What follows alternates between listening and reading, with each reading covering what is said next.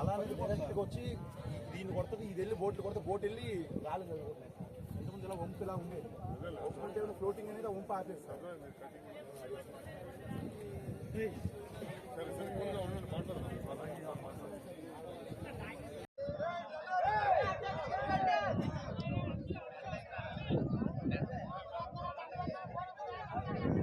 Enquiry commission వేశారు, చిల్లర RTO, Bapatla RTO అని.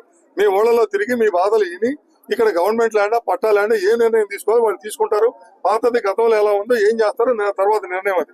ఇమీడియట్ గా ఇది కావాలంటే చేశాం, వద్దంటే మానుకోండి. మీరు ఇట్లా తలా ఒకటి మాట్లాడితే నడవదు. మీరు కంప్లైంట్ ఇవ్వండి, మా సీఐ ఇక్కడే ఉన్నాడు, రాసుకోండి, మేము యాక్షన్ రాసుకోండి, ఇప్పుడే ఇస్తాం.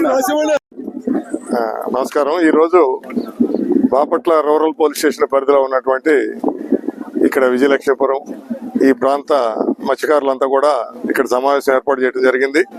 ఇక్కడ రియల్ ఎస్టేట్ వ్యాపారం చేస్తున్నటువంటి వ్యక్తులు వాళ్ళు వేట కోసం సముద్రంలోకి వెళ్లేటువంటి కాలువని గత 4-5 రోజుల నుంచి రాళ్లతోటి పూడ్చుతున్నారని, వాళ్ళ జీవనం దెబ్బతిందని, దాని మీద మాకు న్యాయం చేయాలని వాళ్ళు ఇక్కడ రావడం జరిగింది.